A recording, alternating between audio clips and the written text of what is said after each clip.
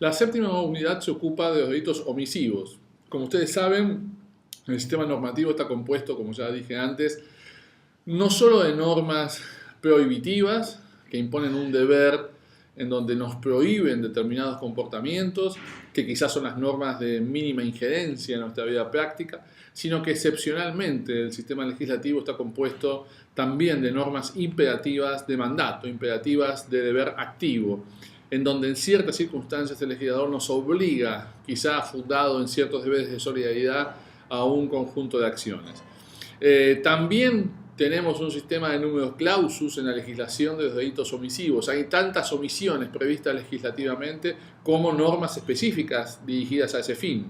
Se trata de una injerencia mucho más grave que la de estipulación de una prohibición. Como sabemos, la prohibición es una isla de antinormatividad en un océano de libertades, por decirlo de algún modo gráfico. Es decir, yo puedo hacer cualquier otra cosa que no sea el realizar esa conducta que está prohibida específicamente. En cambio, cuando el legislador impone un deber de actuar, en verdad hay una isla de normatividad que está inserta en un océano de prohibiciones. Es decir, yo tengo prohibido hacer cualquier otra cosa que no sea cumplir exactamente con el mandato de acción. Por eso es que hay específicamente normas dedicadas a estos delitos omisivos, y el legislador siempre ha sido, la verdad, muy cuidadoso a la hora de multiplicar estas figuras típicas. Se trata en la omisión propia, como por ejemplo el artículo 108 del Código Penal, de la mera afectación a un deber de solidaridad. Es decir, normalmente, por ejemplo, este artículo 108 establece que el sujeto que pueda cumplir con un auxilio frente a una persona que necesita de auxilio, aunque no tenga ninguna otra vinculación, pero siempre y cuando cumplir con el auxilio no implique ningún sacrificio personal, el sujeto debe cumplir con ese mandato. Si no lo cumple, la pena es en verdad bastante menor, se trata de una multa, porque se afecta, se entiende, solo un deber de ser solidario. Estas omisiones son las omisiones propias, cuyo tipo penal, cuyo tipo objetivo en el ámbito de la tipicidad exige que haya un deber de actuar, que haya un incumplimiento de ese deber de actuar, y que el sujeto tenga posibilidad de cumplir con ese mandato de acción.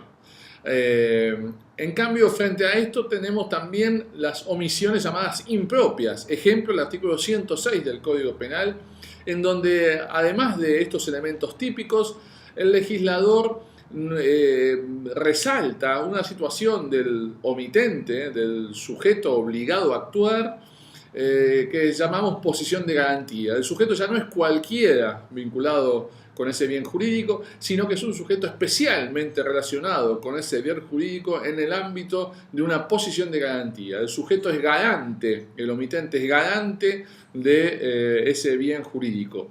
Ya sea porque es garante de un bien jurídico nominado frente a riesgos innominados, ejemplo, la madre con el hijo recién nacido, o que sea garante de una fuente de peligro nominada frente a bienes jurídicos innominados, como por ejemplo el sujeto que tiene a cargo el control de un paso a nivel, o ese rol de guardabarreras, en donde el sujeto está al cuidado de una fuente de peligro.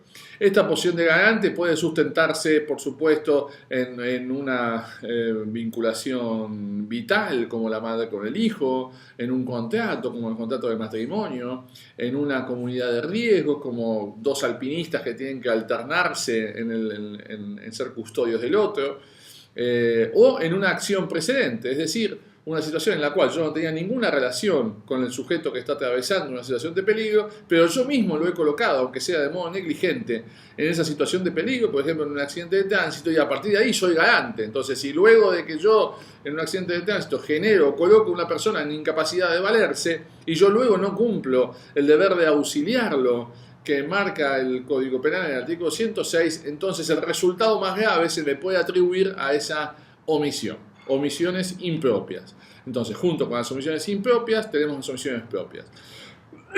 Las de mayor gravedad, sin duda, son las omisiones impropias, que tienen una pena bastante similar a los delitos comisivos.